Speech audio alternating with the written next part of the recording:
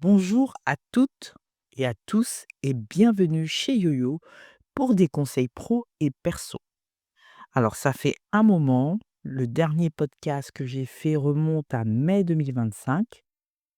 Bon, effectivement, j'ai eu un temps de pause à titre personnel, mais je suis de retour pour plus de podcasts, une fois par mois, avec plus de régularité, et j'ai hâte de partager avec vous plein de nouvelles choses. Ça m'avait énormément manqué et j'espère que vous êtes prêts à repartir avec moi. Alors, bienvenue chez YoYo pour des conseils pro et perso. Dans ce nouvel podcast, je vais aborder avec vous aujourd'hui un livre. Donc, je vous plonge dans un livre qui a changé la vie de millions de personnes.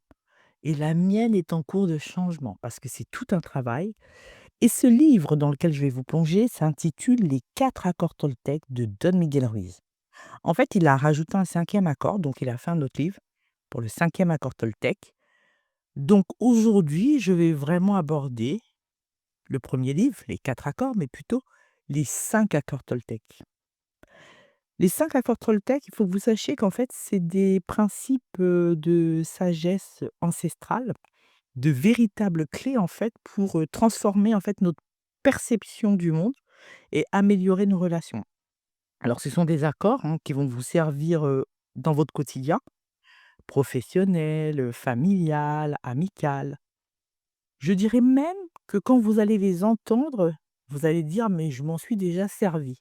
Mais en fait, comme vous ne connaissez pas, ces principes pour ceux qui n'ont pas lu le livre, donc du coup, vous allez découvrir un petit peu les 4 accords Toltec mais c'est des choses que vous avez déjà appliquées. Alors, ce sont des accords qui vont vous servir, comme je disais, dans votre quotidien professionnel, familial, amical. Je rajouterai des accords de vie intemporels à appliquer pour en voir les bienfaits et pas forcément faciles à appliquer. D'ailleurs, moi, je suis aussi tous les jours en train, de les appliquer à mon niveau, à mon rythme et du mieux que je peux. Donc dans son livre, Don Miguel Ruiz explique qu'il y a des milliers d'années, à travers tout le sud du Mexique, les Toltecs étaient, connus comme des femmes et des hommes de connaissance et en fait, c'est un terme qui désigne les maîtres bâtisseurs et ça, c'est important. C'est important de pouvoir intégrer, ces accords Toltecs en termes de compréhension et d'application dans son quotidien. Moi-même, je vous en parle et j'ai encore des efforts à faire, bien sûr. Donc voilà. On va entrer dans le vif du sujet et donc le premier accord, comme je vous ai dit, on va parler de 5 accords Toltec. Le premier accord, que votre parole soit impeccable. Le premier accord Toltec, que votre parole soit impeccable. Alors, qu'est-ce qu'on entend par que votre parole soit impeccable? En fait, nos mots, MOTS, ont un pouvoir immense et ça peut même créer des mots, MAUX. Alors chaque phrase que nous prononçons peut être une source d'inspiration ou de destruction. Utiliser une parole impeccable signifie être honnête, bienveillant et éviter les critiques inutiles, tant envers soi-même qu'envers les autres. Alors dans son livre, il écrit que la parole n'est pas seulement un symbole écrit, c'est une force. Elle représente en fait votre capacité à vous exprimer et à communiquer. Et c'est pour ça qu'on peut dire qu'elle peut être une parole inspirante ou destructrice, parce que la parole, elle est puissante et elle est si puissante qu'elle peut changer ou détruire l'existence de millions de personnes. Imaginons une situation basique, toute simple. Un parent dit à son enfant, en voyant son dessin qu'il a fait: «Ton dessin est très créatif. J'aime beaucoup les couleurs que tu as choisies. J'aime beaucoup les couleurs que tu as choisies». On va considérer que c'est une parole impeccable. Et puis, il y a un autre qui va dire: «Ce n'est pas très beau. Ton dessin n'est pas très beau, tu aurais pu». faire mieux. Là, on peut considérer que c'est une parole non impeccable. La différence entre ces 2 situations, d'un côté, ton dessin est très créatif, j'aime beaucoup les couleurs que tu as choisies, je dirais que l'enfant se sent encouragé. Il gagne en confiance en lui et il développe en fait son goût pour la créativité parce qu'on est sur une parole impeccable. Et dans le cas où on lui dit: «Bah, ce n'est pas très beau, tu aurais pu faire mieux», bah, dans ce second cas, il risque en fait de se refermer, de croire qu'il n'est pas doué et d'abandonner, tout simplement. Et c'est ça la puissance de la parole impeccable. Elle construit, elle élève, elle ouvre des possibles. Une parole non impeccable peut au contraire détruire ou enfermer. Alors, il y en a aussi un exemple qui peut être lié à soi-même, c'est-à-dire comment être impeccable avec sa propre parole intérieure. Parce qu'à l'intérieur de nous, des fois, on se dit des choses, hein. Par exemple, être impeccable avec sa parole, ce n'est pas seulement ce que l'on dit aux autres, c'est aussi, ce que l'on dit à soi-même. Exemple, on peut avoir une parole intérieure impeccable: «J'ai fait une erreur aujourd'hui, mais c'est une occasion d'apprendre. La prochaine fois, je ferai mieux». C'est un exemple, je dirais, de parole intérieure impeccable. Et puis on peut avoir une parole intérieure qui est non impeccable. «Je suis nul, j'ai raté, je rate toujours tout».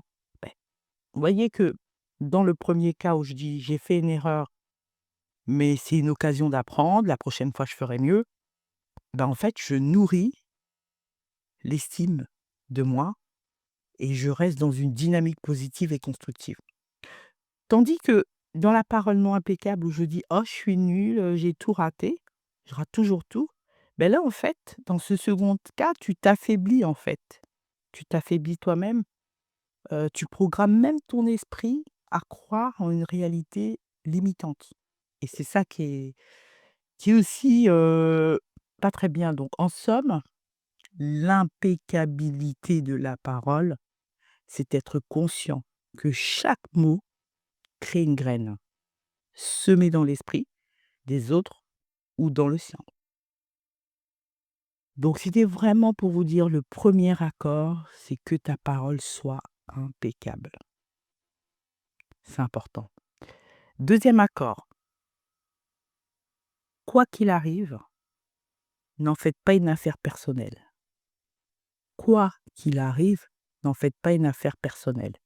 En fait, les actions et les paroles des autres ne nous concernent pas directement, en fait. Les actions et les paroles des autres ne nous concernent pas directement. Elles sont en fait le reflet de leur propre perception, de leur propre réalité. En apprenant à ne pas prendre les choses personnellement, on se libère de nombreuses souffrances inutiles. Par exemple, quelqu'un te voit et elle te dit un matin: «Oh, tu arrives à peine au boulot, tu as l'air fatigué, ça ne va pas». Tu pourrais le prendre comme une critique sur ton allure, ton énergie, ou comme une attaque déguisée.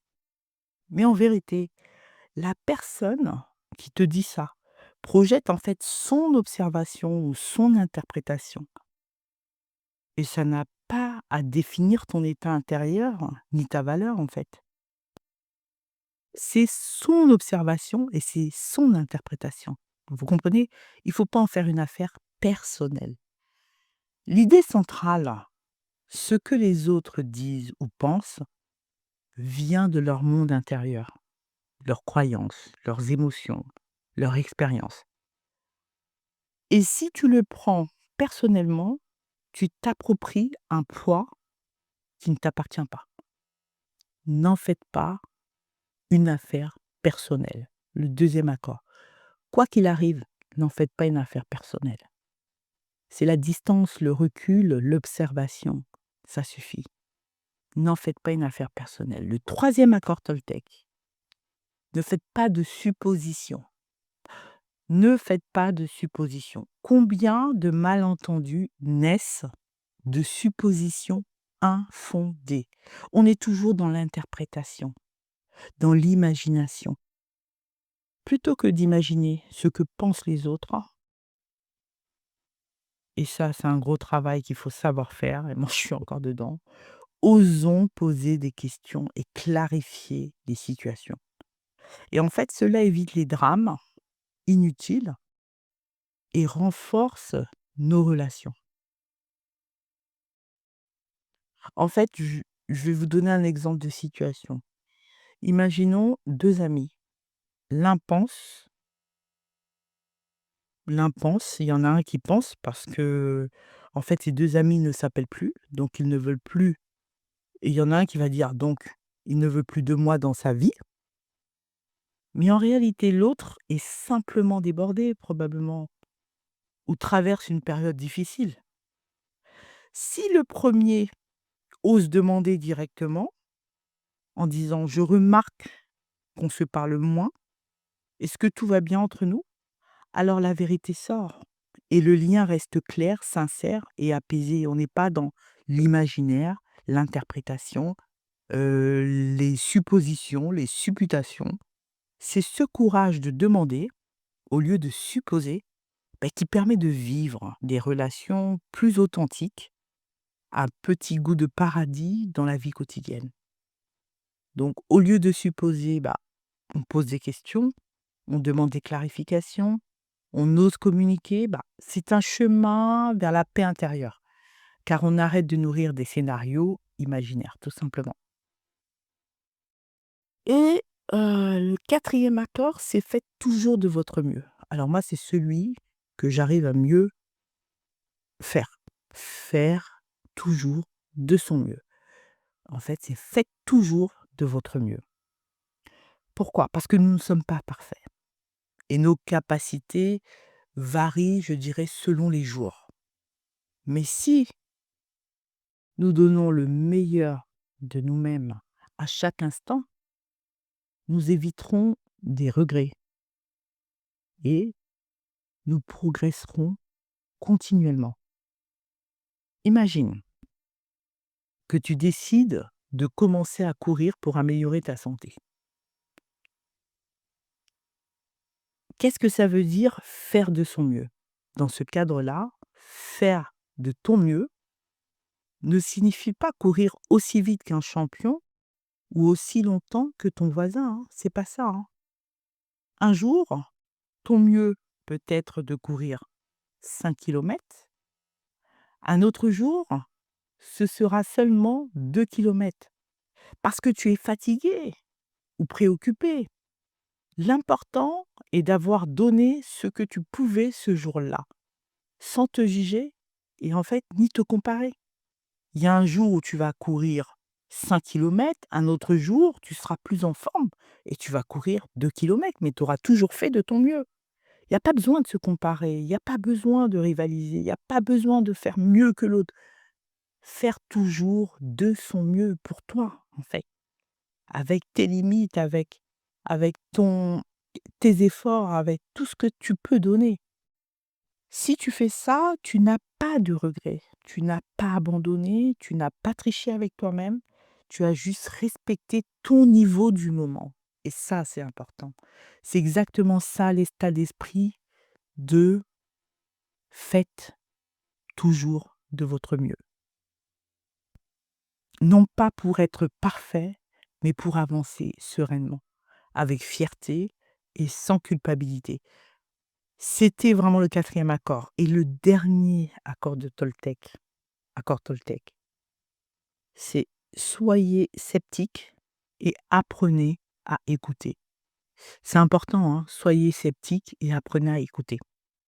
Ce dernier accord, en fait, nous invite à remettre en question nos croyances et celles des autres. En écoutant sans jugement, mais avec discernement, en fait, nous ouvrons, notre esprit et accédons à une vérité plus authentique. Un exemple, imagine tu participes à une réunion, au travail. Un collègue, partage une idée pour améliorer l'organisation. Spontanément, tu pourrais penser que ça ne correspond pas à ta manière de voir les choses. Mais au lieu de juger ou de rejeter immédiatement, il est préférable d'écouter attentivement. Et en fait, en écoutant attentivement, tu restes sceptique. Donc, tu ne prends pas ces paroles pour vérité absolue, mais tu écoutes vraiment, ce qui te permet, en fait, de découvrir un point intéressant que tu n'avais pas envisagé, tu vois? Et tu fais alors ton tri, tu retiens ce qui est utile pour toi et tu laisses, en fait, de côté ce qui ne te convient pas, tout simplement. C'est cette combinaison d'écoute ouverte et de discernement qui aide à élargir ta vision du monde, sans te perdre dans les croyances des autres. C'est ça. Le cinquième accord, c'est vraiment, je dirais, avoir cet esprit de discernement, qui aide à élargir, ta vision du monde. Vraiment. Alors, soyez sceptiques, mais apprenez à écouter.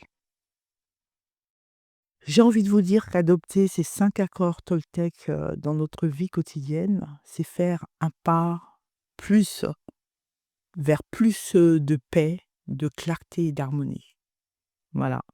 Et je sais qu'en ce qui me concerne, je voulais vous présenter ce livre parce que c'est un livre, excellent que moi j'ai lu et relu et en fonction, je l'ai eu, moi ce livre, je l'ai acheté en 2014-2015 et je l'ai encore et je le lis encore. Et je ne le perçois pas pareil qu'il y a 10 ans. Vous voyez ce que je veux dire? Parce que j'ai grandi et j'ai gagné en maturité aussi, en expérience de vie et je continue tout le temps, justement, d'essayer, d'appliquer au mieux ces 5 accords Toltec, hein, parce que voilà, maintenant il y en a 5. Je vous dis merci et à très bientôt. C'était Bienvenue chez YoYo pour des conseils pro et perso.